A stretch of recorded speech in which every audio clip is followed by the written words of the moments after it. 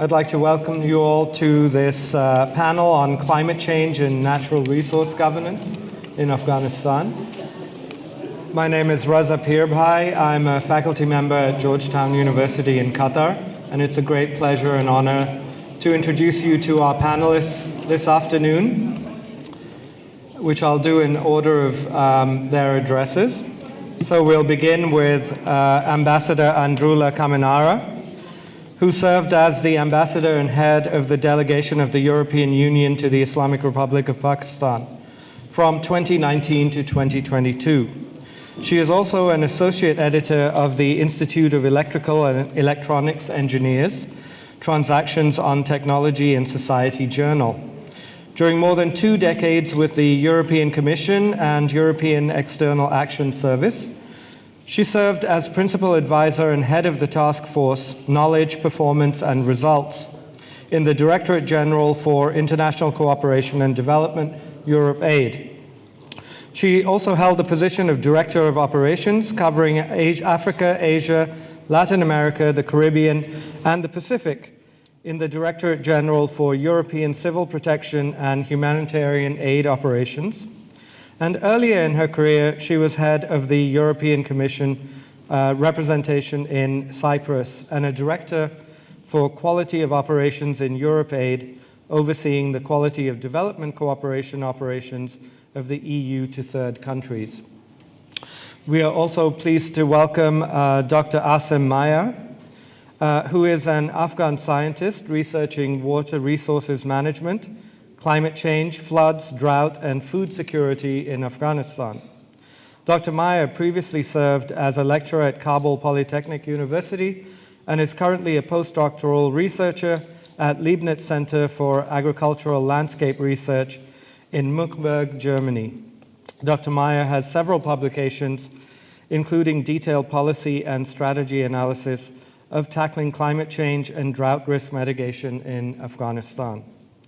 And finally, Dr. Matt Reed is the Global Director of Institutional Partnerships for the Aga Khan Foundation, responsible for coordinating the Foundation's strategic partnerships with bilateral, multilateral, foundation, and corporate partners worldwide. He has been CEO of the Aga Khan Foundation in the UK since 2016. Dr. Reed has worked with the Aga Khan Development Network since 2009, serving as Director of Programs at AKF UK in London and CEO of AKF India in Delhi. Previously, he worked at the Getty Research Institute, the Salzburg Seminar, the MacArthur Foundation, and the Keck Graduate Institute at the Claremont Colleges. So it's a great pleasure to welcome all 3 speakers here today. Before I invite Ambassador Kaminara to the podium, I just need to do a little bit of housekeeping. We will have a question and answer session after all the speakers have addressed the audience. If you have a question, please scan the Q code on your table and enter your question, and that will then be relayed to me to pose to the panelists. So without further ado, Ambassador Kaminara, please.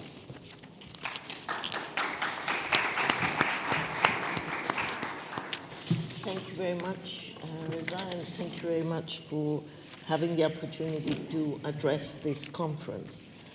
I will briefly touch on 4 topics and then try and have some suggestions about the future. So the first point I want to talk to is about the humanitarian situation in Afghanistan. It's the world's biggest crisis. We've seen an increase over the last 5 years of about 480% in the needs of the people on the ground. 29 million people in need of aid. We are in a situation where for the 3rd consecutive year we have droughts, economic decline, which is very, very steep, and we're also seeing the effects of decades of conflict in the country. With respect to response to humanitarian needs under the UN Office for Coordination of Humanitarian Assistance, you have a humanitarian plan And in the case of Afghanistan, the needs and the amount of funding that is available is only 25% of what is forecasted to be necessary to address the situation in the country.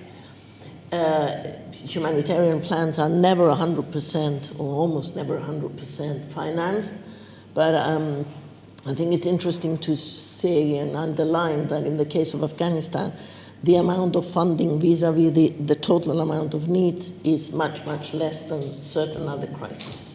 So we've seen, let's say, less of a focus on providing humanitarian assistance in the case of Afghanistan than by comparison to some other countries. Now, on top of that underlying humanitarian disaster, you have flash flooding. We've had the droughts. We've had the earthquake recently, and very, very recently, there's been the large number of returnees that used to be in Pakistan returning to Afghanistan. So it's a crisis on top of a crisis on top of a crisis. So that's in a nutshell the situation on humanitarian. With respect to looking at particularly the children, 3 million children are suffering from acute malnutrition, and there's very high risk of quite a large number of children being stunted. I mention this because, of course, one of the most important issues discussed vis-à-vis Afghanistan right now is the issue of girls' education. I think we have to keep in mind that the first thing is keeping the girls and the boys, of course, not stunted, and then look at their education, because if a child is stunted, their prospects for the future are greatly decreased. So natural resources, my second point. Of course, Afghanistan is blessed with a lot of natural resources. It is estimated that $1 trillion worth of natural resources exist in Afghanistan, but currently Afghanistan major exports are in carpets or dried fruit. So currently that wealth is not being used in order to provide a better living for Afghans. Recently, there was, of course, this number of contracts that have been signed for with the mining companies. One of the concerns is, are those contracts going to provide as much relief to the Afghan population as possible? Again, with respect to natural resources, and I link it in also to the issue of women, the mining sector is the sector which is most labor intensive and has the highest percentage of male jobs rather than female jobs globally. So if the future or part of the future wealth of Afghanistan is going to come from mining, we have to also keep in mind the issue of how does that affect the role of women.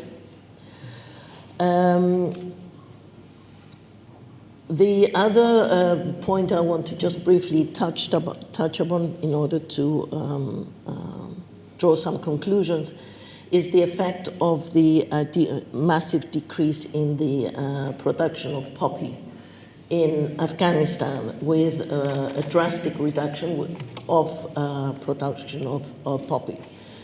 This is, of course, something that we all welcome. However, that has a drop in $1 billion in revenue, which is, again, something good is happening because there's less production of illicit drugs, but that is having an additional problem on the economy, and that is adding to the various humanitarian problems that already exist.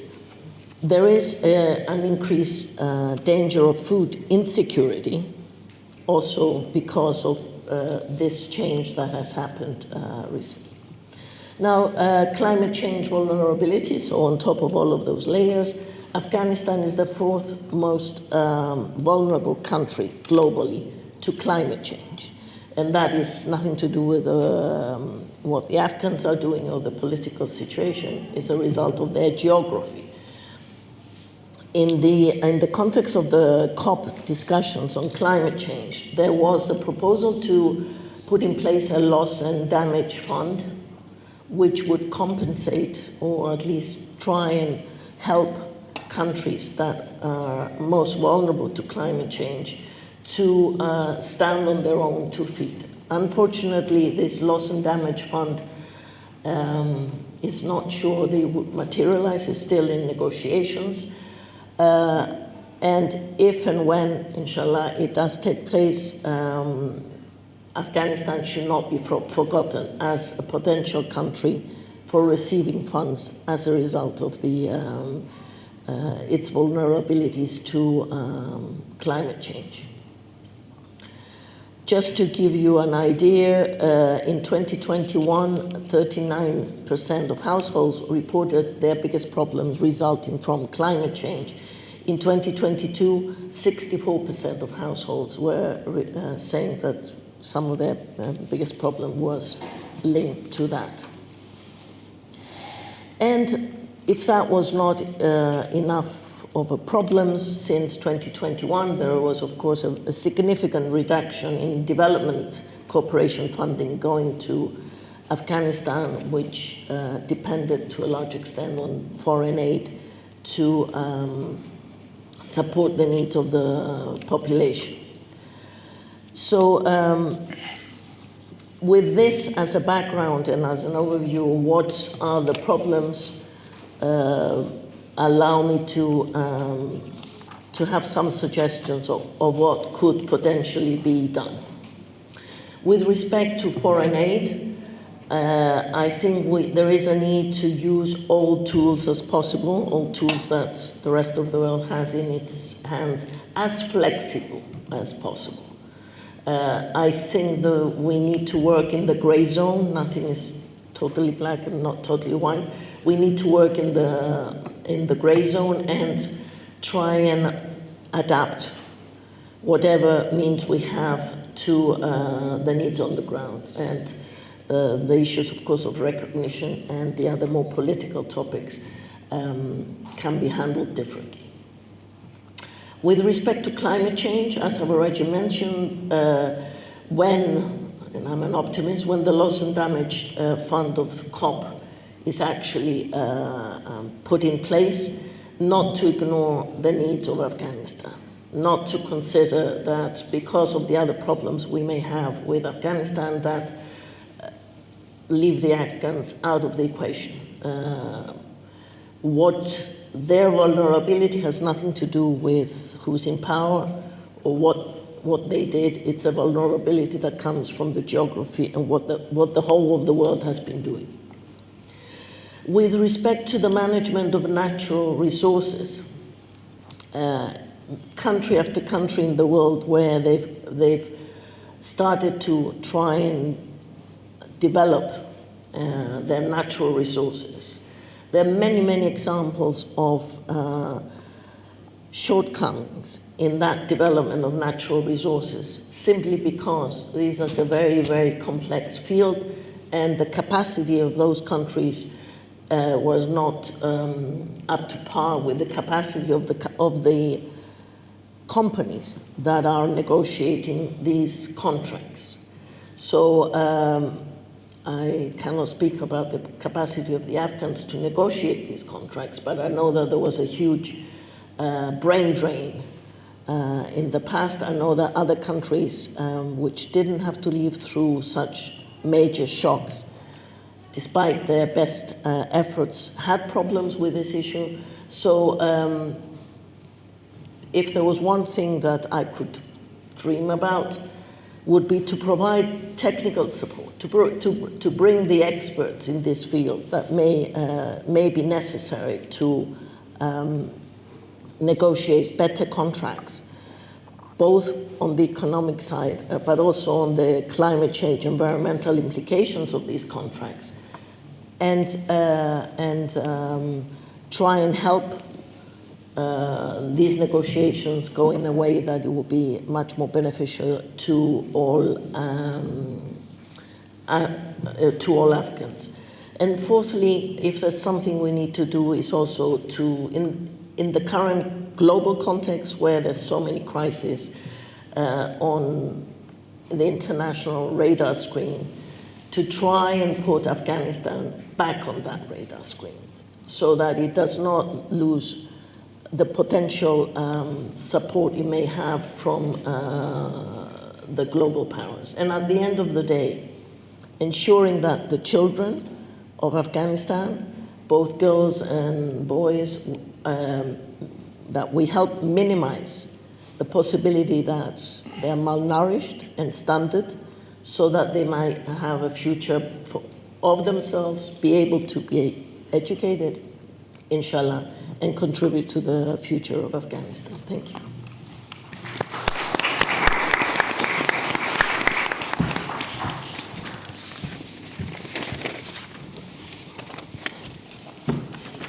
Thank you very much, Ambassador Kaminara. Next up, I'd like to invite Dr. Assem Mayar, please, to address us. Thank you. Bismillah ar-Rahman ar-Rahim.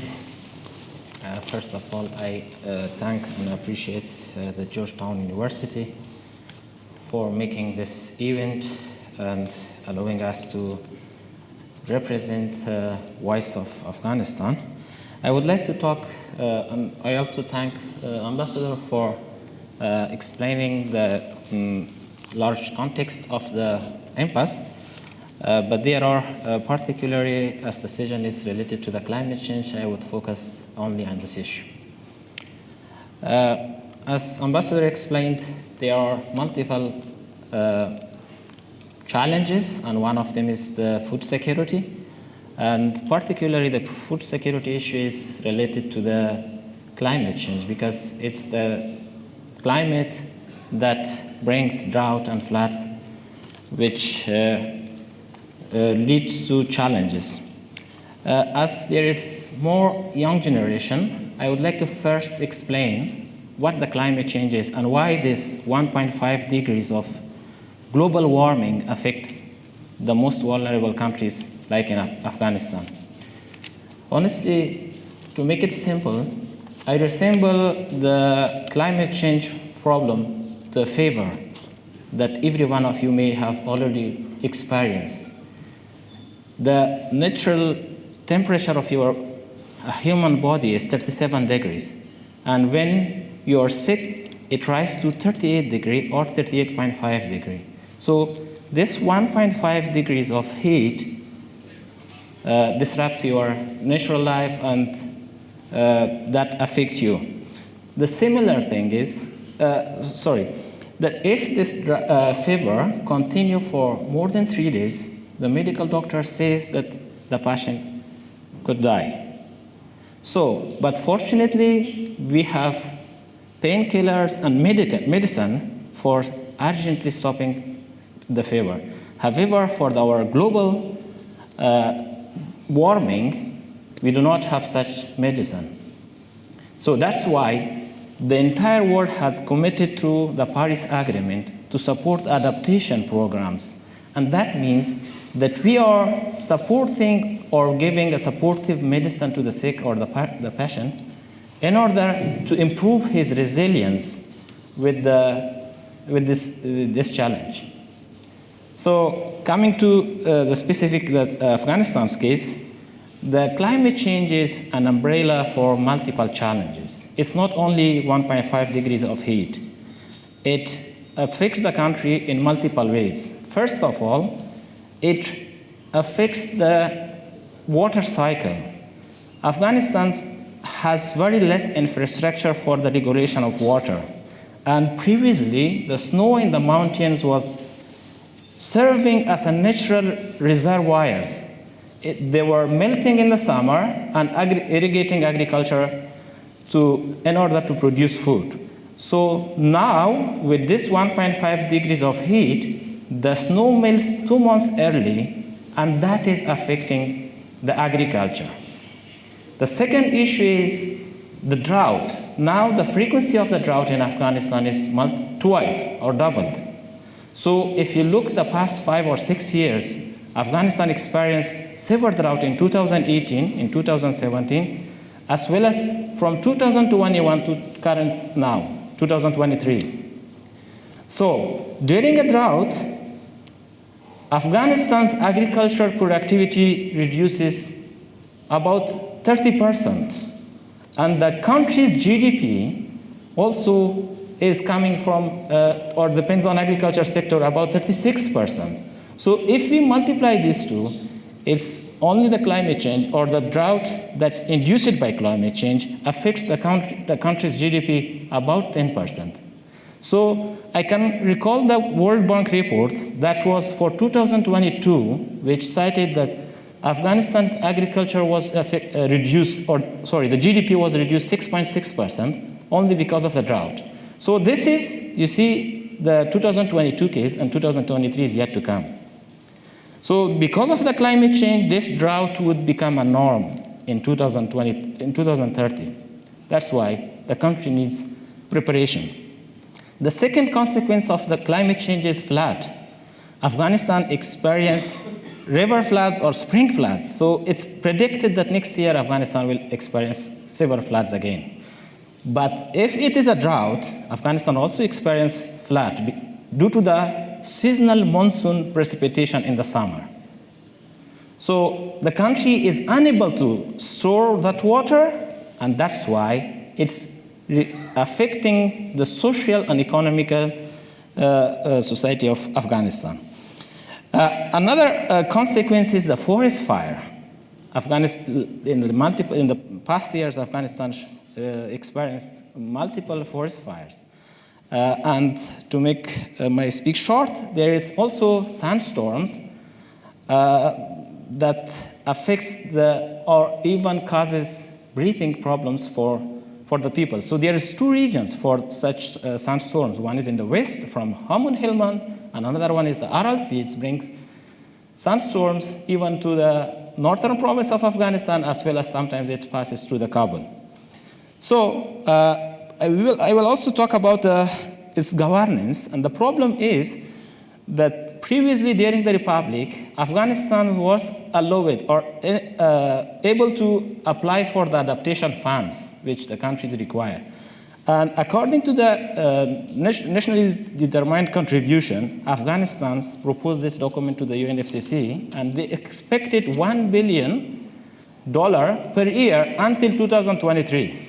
However, the government was unable to secure this fund or receive this fund. That's why third-party organizations like the UN agencies, World Bank, and other accredited organizations were supporting Afghanistan to receive such funds from this for adaptation projects.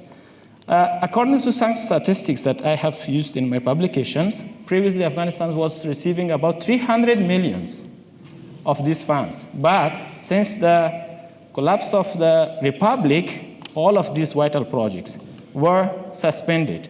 So recently I got statistics from the NEPA that they said that there were 32 projects suspended, and the totally worth about 826 million.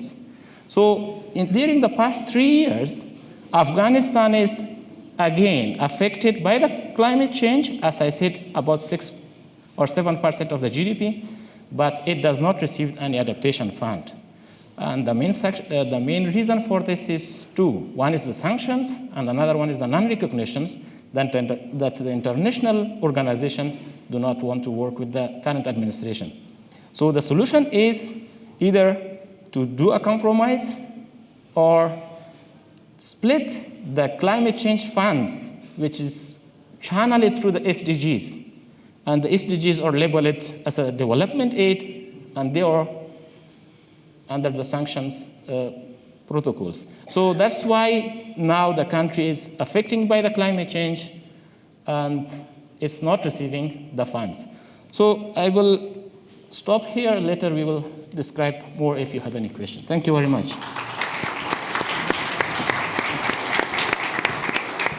Thank you very much, Dr. Mayar. And last but not least, Dr. Matt Reed.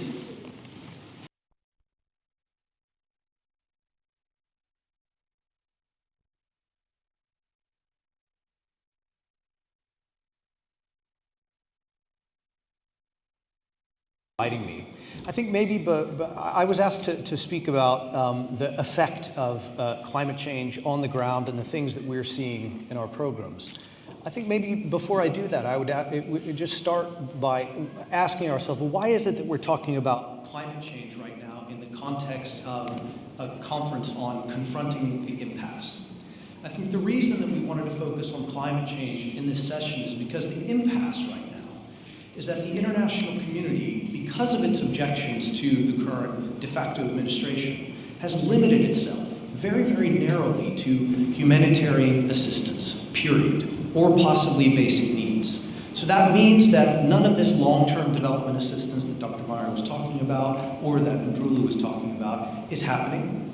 It means that there's a very short-term focus in the country. And of course, as you can hear, there are deeply acute humanitarian needs. But when we step back, we have to see those humanitarian needs as the product not only of an immediate crisis following the fall of Kabul, but also linked to this longer-term issue of climate change. And so what I'd like to do is situate the humanitarian crisis and the climate crisis together, and talk a little bit about how we ought to be working smarter in Afghanistan over the next several years in order to build the country's resilience. So the first, we've already talked a little bit about the effects of climate, or the issue of climate change. Generally, you've heard about what the trends are. The scale of the crisis, as Androulla said, essentially 2/3 of the country needs humanitarian assistance. 15 million people are in acute food insecurity. That's almost 1/3 of the country. Now, where we work as AKF, the situation is quite dire. So we're in the Central Highlands and in the northeast of the country. In our household surveys, half of the population in the places we work they're in what's called IPC 3, so in a crisis situation, or IPC 4, which is an emergency situation, just to give you a sense of how deeply they need food assistance. 81% of households are either borderline or actually in that food insecurity. 70% of them are adopting what we call negative coping strategies. They're skipping meals, they're not eating enough, they're not eating the right kinds of things. The World Bank says that there's food in the market, but actually nobody can buy them, so there's also a purchasing power problem. Now, how is this related to climate change? I think it's important to remember that 70% of Afghanistan is rural, that 80% of those households depend on agriculture in one way or another for their livelihoods, and 50% of the population is completely dependent on agriculture or on livestock. So you can automatically start doing the math. If you have a 35% drop in agricultural productivity, you have 3 years of drought, you can see how, if the entire economy is dependent on agriculture, how that is feeding this current humanitarian crisis. And I think it underscores why Afghanistan in particular is so sensitive to climate change generally. That's why it's the 6th most affected or vulnerable country in the world. Even worse, during the last 3 years, there's been none of the regular maintenance work that needs to happen. So at the agricultural level, so when you're at a community level, the way it works is that things like irrigation canals, water canals, channels, those sorts of things, they have to be regularly cleaned, maintained. There's constantly landslides that are blocking them. There might be flooding that's damaged the walls, etc. So on an annual basis, you need to be doing maintenance work and that sort of thing.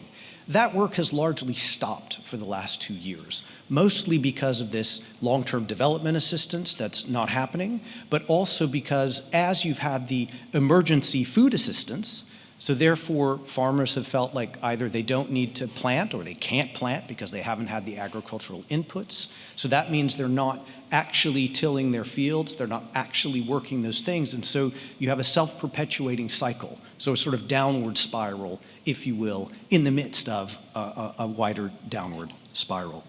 So how is AKF, the Aga Khan Foundation, responding to this work? And I should say, we're by no means alone in this. I've got colleagues here from the International Rescue Committee, from the Swedish Committee on Afghanistan. I'm sure there are other NGOs in the room doing extraordinary work to address this crisis and to do whatever we can in the midst of a short-term focus to start building a little bit of resilience. So AKF directly serves 5.3 million people every year in 12,000 communities. We're directly working in 11 provinces and then with partners in another 17 provinces. So that means that our activities are present in about 24 total provinces and 124 districts. So it's a fairly extensive program.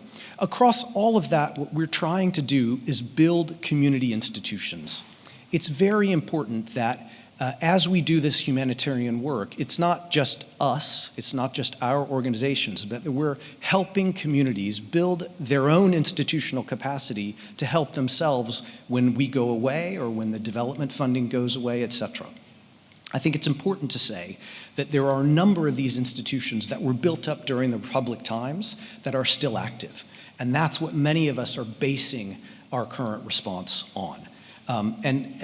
Focusing on those sorts of institutions and on this resilience, again, is quite important because you have to have these shock absorbers. So what are the sorts of things that we're doing? Well, first of all, we're trying to harness the humanitarian assistance with a resilience lens in mind. So for example, right now, under UNOPS, we're doing a lot of cash for work programs. Every day, 40,000 people are employed through these cash for work programs. Well, we're directing those programs at certain kinds of things, the irrigation canals, cleanup of waterways, those sorts of things, so that we're somehow trying to build some bit of climate resilience into work despite the lack of the longer term development work. We're focusing on things like grain banks so that you have some sort of stores not only for future planting seasons, but also, frankly, for these moments when people don't have enough food. We're looking at, agriculture and livelihood, livestock inputs, that sort of things. What we call asset creation, so actually planting orchards or poultry farms or kitchen gardens and greenhouses, those sorts of things. Things that, again, when the aid stops, will allow people and communities to still rely on something locally. Again, a focus on this small and resilient infrastructure is very, very important. It's something we need to do a lot more of. So I hope that gives you a sense of how we're trying within a crisis that is, frankly, within an ongoing humanitarian crisis, but where, as development organizations, we're handcuffed. So we're not allowed necessarily with international funding to do the kinds of things that we ought to be doing to help protect communities and help build their capacity. But within that, if we work smartly, just like our other colleagues are doing at other institutions, we can, in fact, help build and make Afghanistan a bit more resilient and able to survive this current crisis and, I think, the current impasse, if you will. Thank you.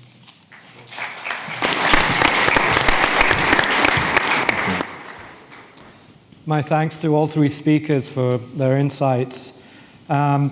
Please, a reminder that if you have any questions, scan the QR code on your table and they'll reach me over here. But to kick things off, let me assume chair's prerogative and ask a couple of questions of my own. I was wondering first, Professor Dr. Reed, are there any ways in which the community engagement that the Aga Khan Foundation is engaging in is also thinking in terms of indigenous knowledge as a means by which to combat the kinds of climate issues that have been outlined? Absolutely. I mean, I think So all of this work that we're doing is we're talking about building community institutions. It's about bringing local people together in farmer user groups, in water user associations, a lot of women's savings groups, and other kinds of women's, say, entrepreneurial groups. One of the things that is important when you're talking about climate change work is that they themselves are able to do the, quote, climate monitoring, right? So it's, yes, we're relying on scientific studies of the kind that Dr. Mayar was talking about, but a lot of it is for them to understand that climate sensitivity and to begin thinking about and adapting themselves and I guess iterating, if you will, how do we need to change the planting season here? What are the sorts of things we ought to be doing? I think the other thing that's quite important, and we didn't talk about so much, is, well, actually Dr. Mayar talked about flooding. We talked about landslides. So there's a lot of predictive work that can go into understanding either, is the flooding season changing? So for example, one of the things that's happening now is that glacial bursts are much more frequent than they ever used to be. They're happening earlier, et cetera. Those are things that we pick up on, not necessarily only through scientific measurement, but it's through communities on the ground who have that feel for what's happening. So the whole point of endowing, if you will, these institutions with that capacity and the ability to work is to allow them to adapt. Thank you very much. Dr. Mayar, in terms of water resource management, in earlier years, I'm sure that Afghanistan was signatory to various water resource management treaties with neighboring states and so on. I'm wondering if you could tell us a little bit of how those treaties have remained in place or evolved given the changing political conditions in Afghanistan. Thank you very much. Yeah, I will come to that one, but I think everyone would expect that why Afghanistan needs support because of tackling the climate change. I would like to tell that this is a global problem, and this is an issue of the development countries that is influencing or affecting Afghanistan. So Afghanistan's contribution to the greenhouse emission gases are 0.2%, less than very, very small, but as was told, it's affected a lot, and this is ranked 6th vulnerable country to this phenomenon. Regarding the treaties, Afghanistan has only one treaty with Iran on the Helmand River, and the Helmand River basin is one of the most affected basins from the climate change. Dr. Reed and AKF is working on the central and eastern part of Afghanistan, which is less affected by the climate change. It's now thanks to the satellite images that we have access to, and through that we measure the amount or the effects of the climate change on the water and agriculture sector. So Helmand Basin is also affected through the temperature rise, which also increase the crop water requirements. So once the temperature is high, it evaporates more water. And irrigating more agriculture leaves the downstream side out of water. So we have seen through the drought years that Iran was not receiving the sufficient amount of water that they expect. So that's why tension rise between these two countries. So you see, there is a nexus, or there is a link between the climate change and also the conflicts, tension, and internal displacement. Because of this drought that was induced by climate change, I have statistics that there were people displaced from the Helmand province, which might be some people here available. So because of the lack of water. And in Nimruz, people do not have access to drinking water. Similarly, in Farah, there was a Tulu News documentary that documented 2,000 families displacement. So this is all because of the recent change that the community can itself not adopt them to the changes. So the changes are rapid than how the people understand it and to adopt it themselves. So one side is the the challenge, and the other side is lack of governance through this challenge. So it brings inequality into the community. So the upstream receives more water and the downstreams are deprived. So that's why it leads to displacement. And according to the statistics, in 2018 there was also drought. The internal displacement people because of the drought was about 300,000, an equivalent or more amount than those who were displaced by the war. So this is how the challenge is and how big is it. But there are still problems and lack of the capacity to receive the adaptation fund and implement projects. The country requires to not only the funds, because if someone is doing something, he needs to have a financial support for doing that. So if we expect the people to do themselves, it's not justifiable or justice. Because once the challenge is external, it's not they didn't build this challenge, it's external, as I said earlier. And on the other side, they do not have that capacity in order to they produce or their own food for daily life, or they should contribute or tackle the consequences of climate change. So that's why the country highly require this adaptation support. And I think from my point of view, I was expecting the international community to work with that de facto administration on this issue, as this is a very common challenge that entire world is facing, and this could be a start of the collaboration. But due to political changes, due to policies, unfortunately, it has still not happened. Thank you so much. And Ambassador Kaminara, are you aware of any proposals or initiatives that have come from the Taliban regime to try and address the multiple issues that we've been discussing? As I am not dealing with Afghanistan in the last couple of years, I was in Pakistan, I would not have knowledge of such initiatives.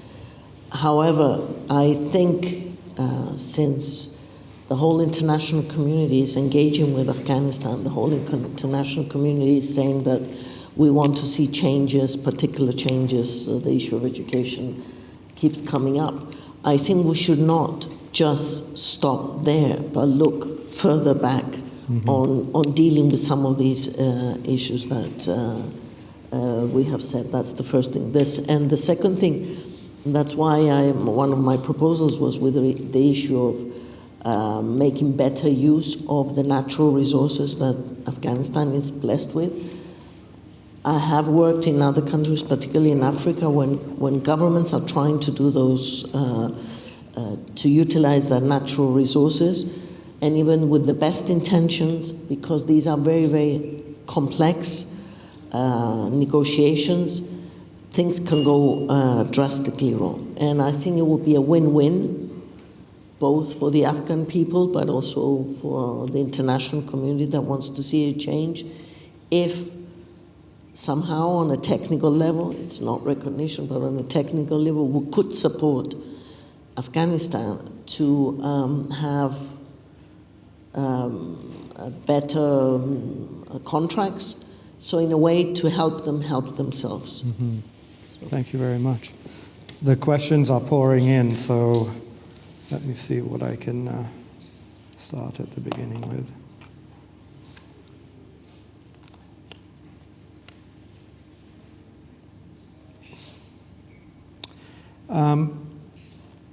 A question for you, Dr. Reed.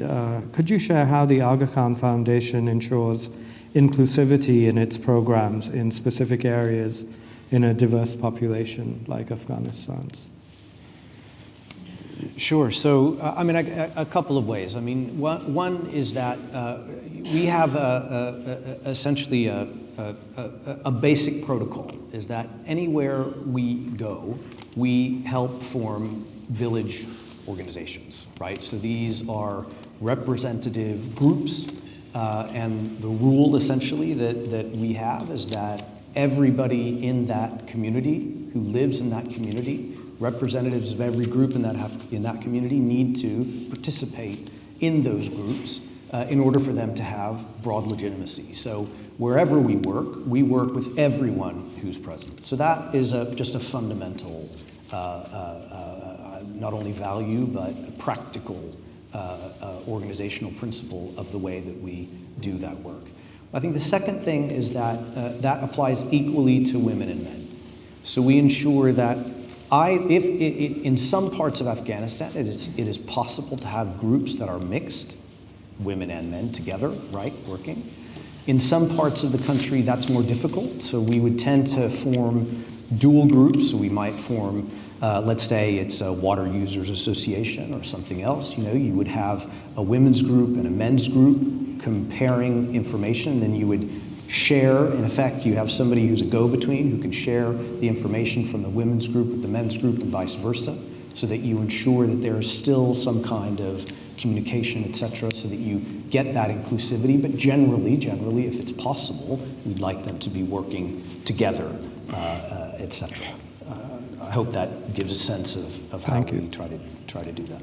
I should say, the other thing that's really important for us across all of the work that we do is to ensure that women's empowerment, that women have a role in these things. So for example, I talked about the food security work that we're doing. Well, we do that because we work with about 6,000 women-only community-based savings groups. Each one of those groups has about 15 or 20 women in them.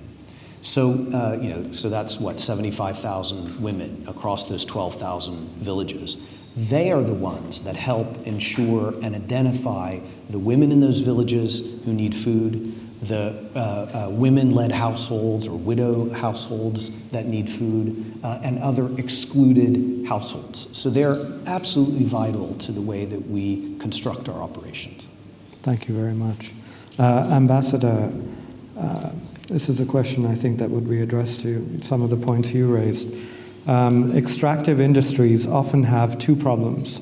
One is that most of the money is made by outside companies or countries.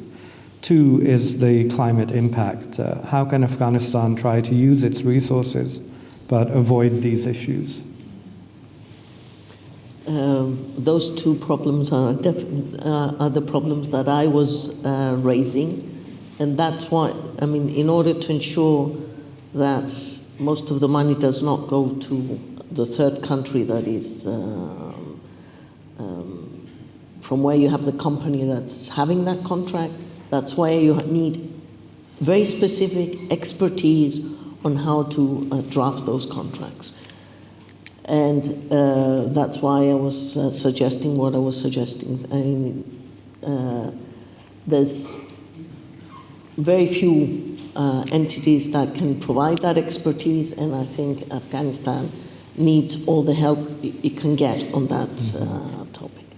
The second point on the environment, again, if those contracts are not appropriate, if they're not environmentally sensitive, they will end up creating much more problems environmentally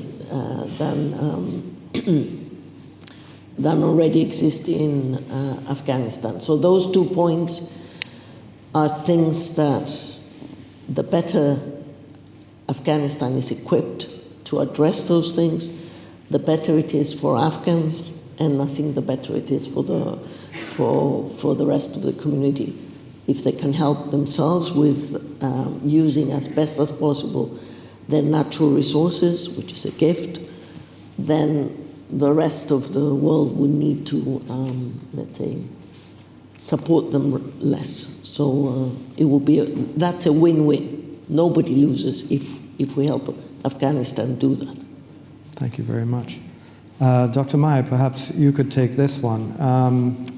What would be the most supportive actions or that the Afghan government can take to help NGOs in their goals? Okay. I would like to comment on the financial mechanism of the climate change. It's different in the other development projects or the contracts that we're signing during the past 2 decades. But before that, I would say that you're all aware of the humanitarian crisis in Afghanistan, and one of the factors that leads to humanitarian crisis is the climate change, as I already explained. So this phenomenon is also affecting women and children, especially because as water is reduced, so they have to even sometimes leave the school, the children, and bring water, drinking water for the families. That's one important point. Another one is depends on the amount of the finance that we do or the international community do a country. Under-finance means under-prepared, and it's less investments means leaves the country exposed to this hazard. So regarding the mechanism, the funds of the climate change are not given by the countries of the donor particularly. Recently there was some exception, about 7.6 million were given by the EU, but before that the main mechanism of the climate change fund is the GCF, like the Green Climate Fund, that is organized through the UN, United Nations, and there is another organization, Green Environmental Facility, GF. So these organizations give the fund based on the proposals made with the, previously with the agreement of the Republic government to the UN entities or the UN agencies, that's UNFO, UNDP, and UNODC and other UN agencies. So other entities or organizations are not accredited to receive these funds. That's why. So right now the government is not recognized these funds are suspended. That's why, because it should be in agreement of them implemented. So that's why. So if there is an exception approved for this fund, or also permission is given by the current administration to the international organizations in order to receive this fund for the proposals that were previously made or newly drafted, and then spent in the community, is particularly in the rural part of the country. So that would be the possible way to spend it. So regarding that, the climate change funds are mostly organized through the UN, and that's the amount of the global amount of this fund is $100 billion per year. But from this, Afghanistan is not receiving. Recently, I heard that the UNDP was given about $30 million, you see, in the past 3 years, compared to the $300 million that Afghanistan was receiving during the Republic. It's a very small amount, but the consequence or the impacts are equivalent to that period. So they are giving $30 million to implement on the projects that are related to community centers, not to the linked to the current administration. So if the current administration accept or give permission to the other UN agencies or the international organizations to design such a project for the rural communities, it would be a mechanism. Otherwise, Afghanistan will suffer from this challenge, but it will not receive any adaptation support. Thank you. Would you follow up? Yes. On the issue of the NGOs, in fact, after August 2021, countries moved out their diplomatic staff, but also a lot of the NGOs closed down and left Afghanistan. In a normal situation, it's the NGOs that are basically campaigning for more funds for particular countries because they're there on the ground and they're seeing the need. And having those NGOs there normally means more funds going to the country. Subsequently, just re-putting my ex-EU hat on, I'm very pleased that the EU has now got the chargé back in Kabul, so we have a representation, and my colleague Rafael Ayodici is doing an excellent job. I see also the US and other countries are coming back into Kabul, which is basically not recognizing but engaging and knowing what's happening on the ground. The other thing that, again, I was trying to propose before is that we went the EU from 2000 to recently, we've put 1.7 billion euros of humanitarian aid into Afghanistan. After the events of the 2 years ago, the development budget has been reduced, but recently there was an initiative that has been launched just about a month ago, which is using our tools flexibly. 140 million euros, which was Women for Women. And basically, there will be reassessment every 6 months. Are we able to implement something worthwhile on the ground? And then more funds would be allowed. So slowly coming back in, and slowly also, luckily some of the NGOs are going back in, because without the NGOs on the ground, you can't really implement projects. So they're very necessary for any work on the ground. I see. Did you want to follow up? I would like to add that recently there are some kind of movements that shows that the international communities also would like to give the funds. There was a conference in Kabul about the water sector, a comprehensive conference to gather the information, and there was also a meeting in Istanbul of Afghanistan Coordination Unit, I think. So they are trying to study the possibilities of giving the funds to Afghanistan for tackling the climate change. So what I mean is that Afghanistan previously was also lacking the capacity to receive the funds by itself. That's why the NGOs or the international organizations were brokering the process to bring the fund and implement them in the country. So regarding the loss and damage fund that everyone is talking about, that Afghanistan will be benefited from it, I'm not very optimistic, because the same procedure is still heading to that fund as it was for the adaptation and mitigation fund. So Afghanistan was not significantly or sufficiently or proportionally to its consequences receiving funds from the adaptation and mitigation fund. I'm less optimistic or less hopeful that it will be unable to secure funds from the loss and damage fund. So there are 6 to 10 countries in the world that they are unable to receive the fund despite the availability of the fund. So this is the problem that we should address first before applying to the fund, and that is the technical capacity improvement of the countries like Afghanistan. Thank you. Let me just see a lot of other questions coming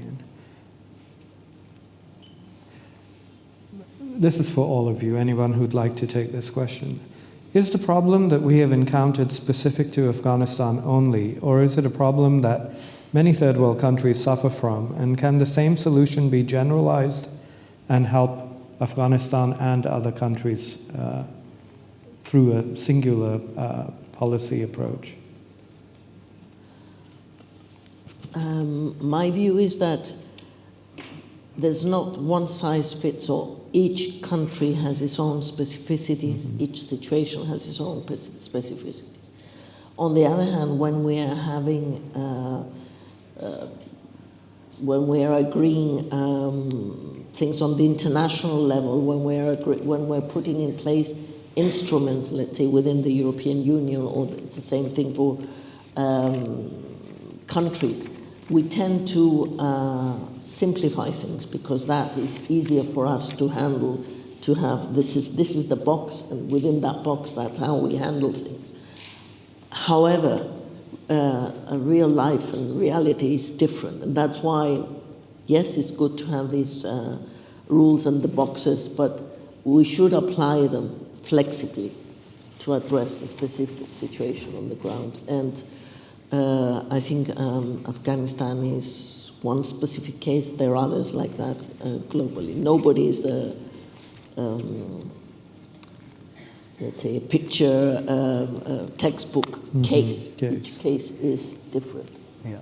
I mean, if I could pick up on that. I mean, I think, look, the kinds of things that we're talking about are the sorts of things that you would need to think about and do, basically, any climate-affected country. They're sort of a generic set of things that you would look and you would adapt in specific circumstances. I think what is actually very specific about this problem in Afghanistan is about this impasse.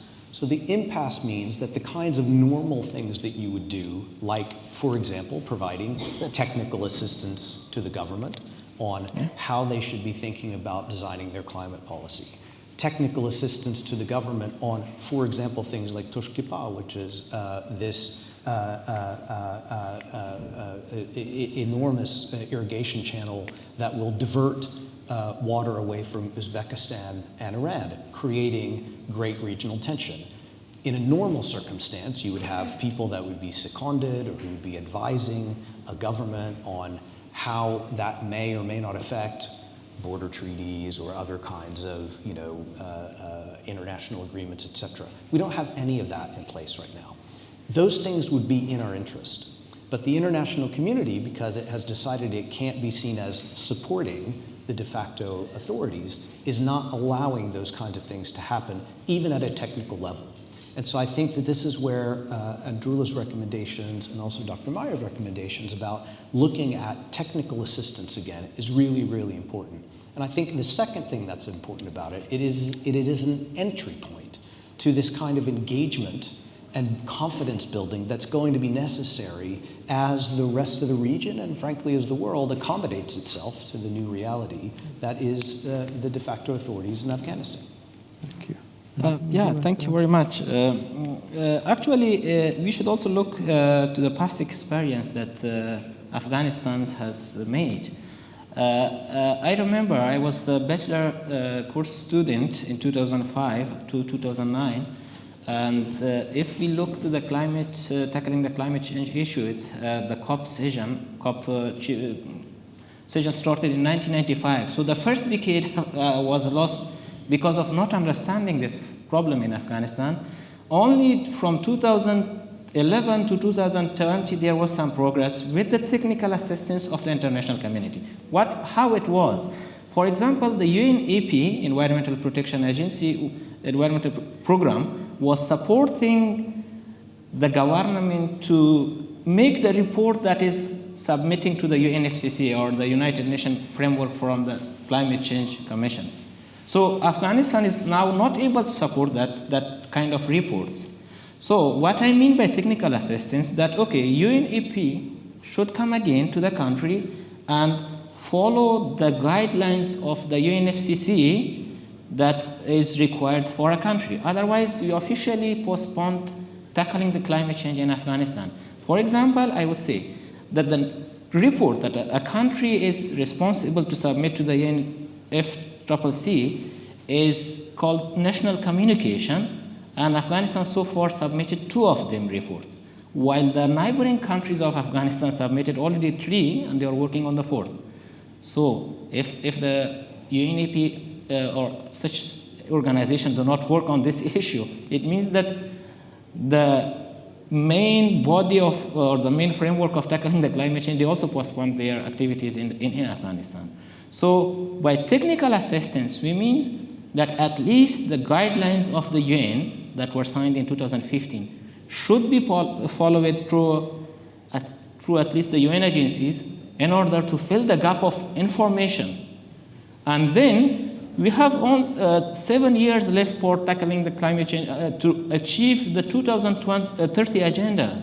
Mm-hmm. So it means that we made the goal of 2030, but now we are not working toward achieving it. So it means we set a target and then we set again and not working. So that's making the problem. But the main problem is the political, and these are the measures that the international community or the climate-related organization can go through at least not leave Afghanistan or the rural community of Afghanistan behind. So we've spoken at length about the various ways in which the international community not recognizing Taliban as a legitimate authority has therefore failed to provide the kind of assistance, funding, and so on. We have a question here that grabs the stick from the other end to ask, how can foreign aid help Afghanistan in the long run, considering that foreign aid in developing countries often undermines development and impacts sovereignty? That is, that donors gain influence in political matters. I wonder if you'd like to address this. I mean, Anybody? I'm not. Stop from that. No. I'm sure going to be more diplomatic than I would be. So I'm not sure. Since you're a former diplomat, I'll let you. Ultimately, I think development comes from having associations outside your own country. I am not aware of any country that has been able to develop in total isolation of anywhere else from the outside. So influence, by definition, is not bad. Influence allows ideas to flow. Influence allows development to flow. Influence brings in technological developments that you might need. I think the question is posed from the angle that any influence is bad. Of course, issues of sovereignty are, and rightfully so, important to every country, but the issue of not being influenced, I think, is an objective that is not attainable, and if it is attained, it would mean a total deterioration of development of any country, any country globally. Perhaps this is a worthy follow-up. Given the political, did you want to answer? Did you want to add? No, that's no, that's okay. Given the political impasse and the urgency of climate change, could one of the confidence-building measures be to involve Taliban in climate-related conversations, such as COP28? I think COP28 is probably a road too far at this point for the international community. I think that would be hard. They'd be hard pressed to accept that. I think, in our discussions with the de facto authorities at the district and provincial and even at the national level, there is a broad awareness about the challenges that the country faces. They are asking us and others for assistance. So I think technical assistance and engagement around this issue is very much a point of engagement. I think putting them in international arenas, et cetera, right now, it's just not realistic to actually think that that would be possible and acceptable by the rest of the international community. But I do think engaging with the de facto authorities on these issues in a substantive way is absolutely a way to build more trust and confidence. And if I can just come in on the issue of technical assistance, having an expert tell you, well, this is what has happened in this country, this country, this country, be careful of A, B, C, and D, does not mean that they impose their ideas. You take the decisions, but at least you have an expert explain what are the pitfalls, what has worked and not worked somewhere else.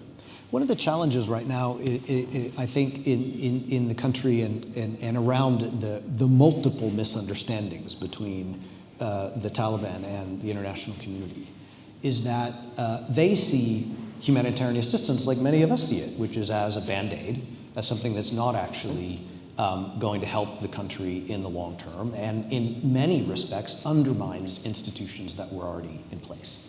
And so they're constantly saying, it's very clear, they say it to us, they say it in the media, they say it regularly, we would like you to help us develop the country, help us work on development.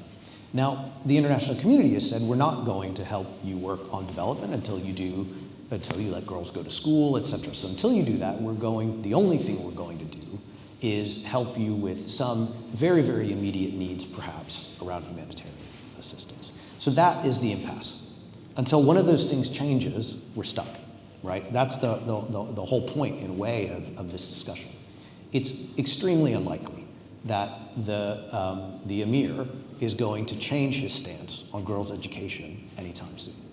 So therefore, it's extremely unlikely that the international community would change its stance on humanitarian assistance anytime soon.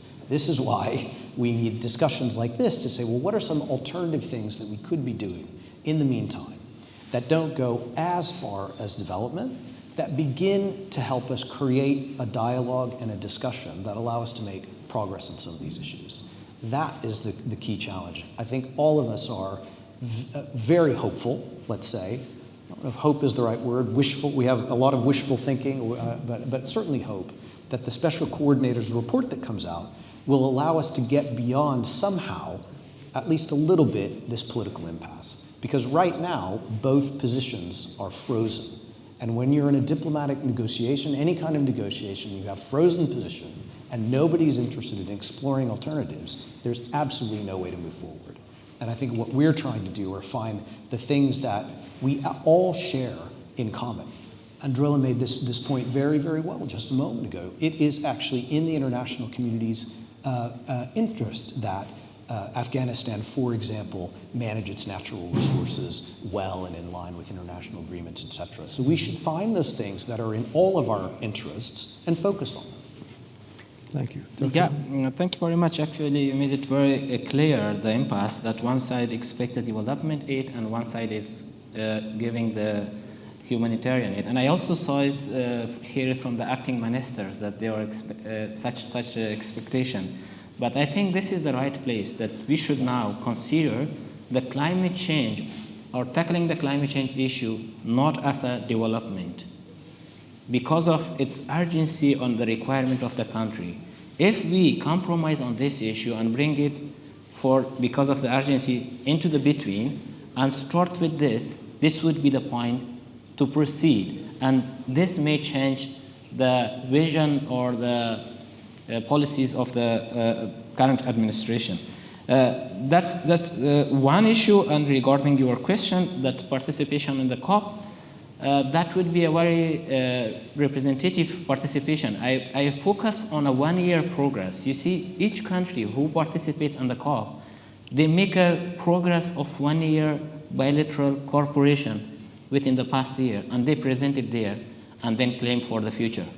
So now we are just 1 month behind this COP28 in Abu Dhabi. So I think none of this report would be completed, and it would not benefit Afghanistan as much as it is required. But it's still a political will to start initiate the process. Well, we have about 2 minutes left, so maybe I can ask the most trite yet pertinent, I think, question, and that is, as experts in the field, are you optimistic?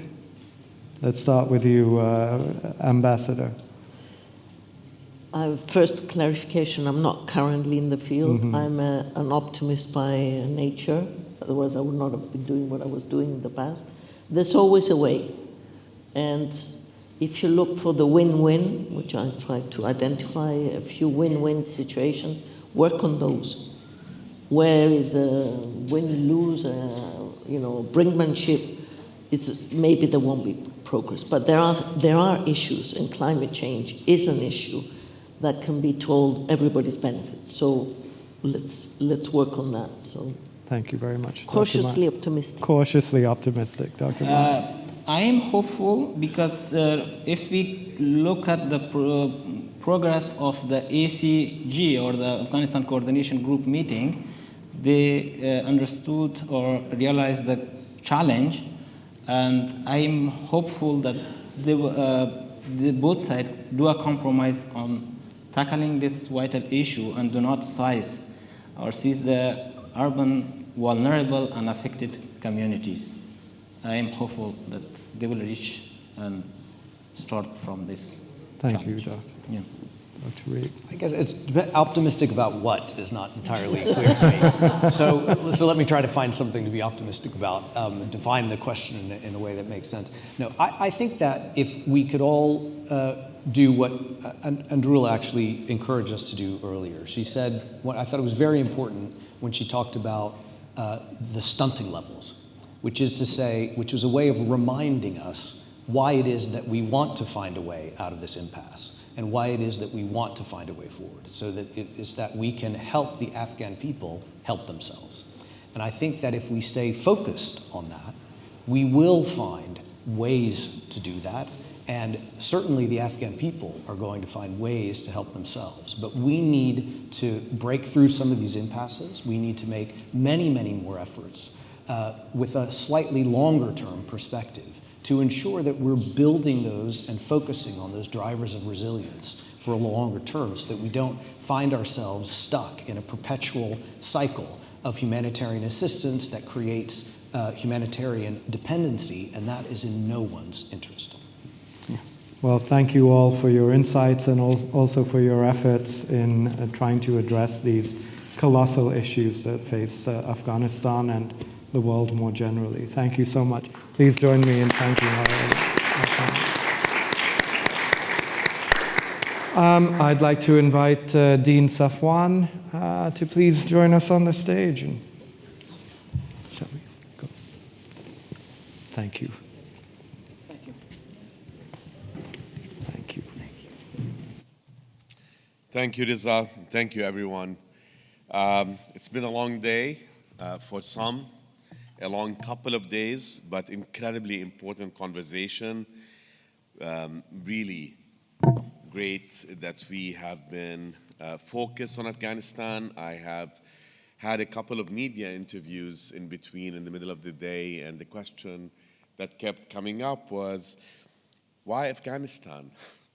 And I said, that's exactly, your question is exactly why we're here, because, well, you get it. I mean, we need to be discussing Afghanistan, and you know, unfortunately, this region is always dealing with crises, and it's very easy to lose sight of the continuing challenges in one corner because of what's happening in another corner.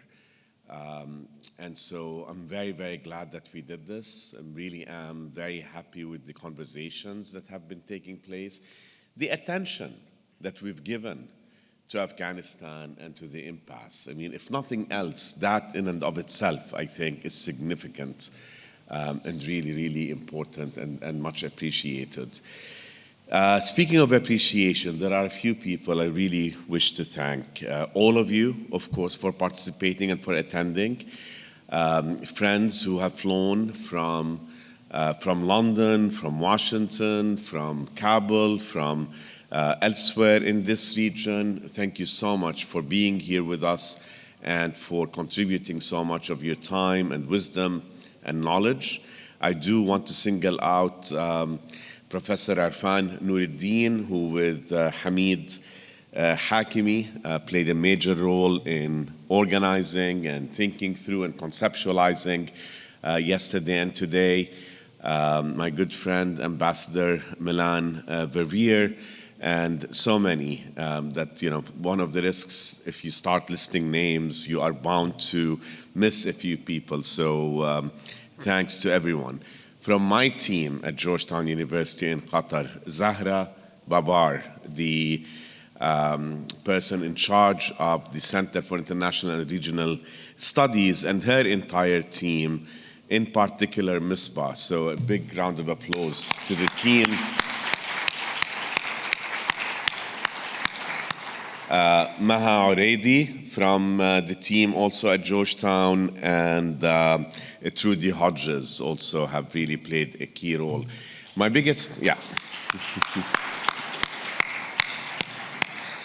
and to our wonderful Afghan students, I mean, you're the reason that we're here. You are the future, and to many of the students also and members of the American University of Afghanistan who joined us for today. Let me just try to briefly recap some of the things. It's really hard to bring it all together, but you know, education is something we spent a considerable amount of time talking about. You know, there's a crisis. There's a crisis with more than 4 million students who are out of school. So I hesitate even in calling them students because they're not officially students. a country with a 50% illiteracy rate, that is really staggering. I think from the conversation this morning, we learned about the importance of engagement at all levels, engagement with civil society, but engagement also with the government, engagement with the Taliban, trying to work on solutions that they can perhaps have ownership of. Any of us who have worked in different parts of the world know that it's very, very easy to earn resistance when you try to come from above, when you take on a top-down approach, or when you try to bring in imported solutions. Okay, that never ever works. And so working with them, working on solutions, working with different layers of society, and trying to argue from within Islam. Really, I mean, that I think is incredibly powerful. Identifying the values that we want to work with and identifying them from, using arguments from Islamic teachings. I think it's really important also to not punish the people, if you will, because we're not happy with the policies of the government. And, Matt, you talked in the last session about, it's unlikely that girls' education, that there's going to be any sort of opening of a space for that, which then limits the amount of humanitarian aid that goes into Afghanistan. Well, who suffers if we limit humanitarian aid? It's not the Taliban. It's really the everyday citizens of the country. So we need to work on all of this. We need to celebrate also the rich history of Afghanistan. One question I had today also, how do you explain the level of education of people like Fatima and others who came on stage, and Hamid and so on? People forget that before the last 40 years, Afghanistan still has a very long and rich history that celebrated women, that celebrated education, that put education at the forefront. Fatima, you reminded us that I think it was 61 years ago that we had female ministers in the cabinet, long before we had female ministers in any European country or in the United States. There's a lot that we can export to the world from this part of the world.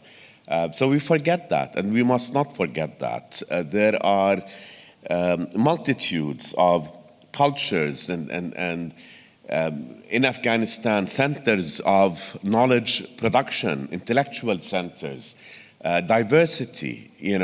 Islam is a dominant religion, but there's always been practices of Buddhism and Zoroastrianism. So, we must, again, go back to, until we're able to bring all of this back, we should at least borrow from it and be inspired by that very long history. I thought that the climate change is a theme that ran through the entire day beyond the specific focus on it. And that's something that clearly we need to, as an international community, work on. I thought was very, very interesting to talk about sort of the role of Afghans, whether within Afghanistan or outside in the diaspora, and the tensions that exist. Those tensions can be healthy tensions. They can become healthy tensions, as long as we remember that we have one goal in mind that we are all working towards. And finally, the role of media and media resilience, which is really a double-edged sword, because with challenges in reporting from and about Afghanistan, social media is there, right? But social media, of course, has its own challenges that are associated with it, including inaccuracies and dangerous misinformation that goes around. So, huge challenges, and we did not fool ourselves into thinking that we were going to come here and solve all of that. But having this kind of conversation is really important. It gets us thinking. It gets us mobilized to do work. It builds connections amongst us, connections of ideas and connections of passions and of human beings. And I hope that everybody found that as important as I have found it to be. The importance of listening and the importance of engagement. So there's a lot to reflect on, there's a lot to build from, and there's a lot to be grateful for, and there's a lot to look forward to. Thank you, thank you, thank you.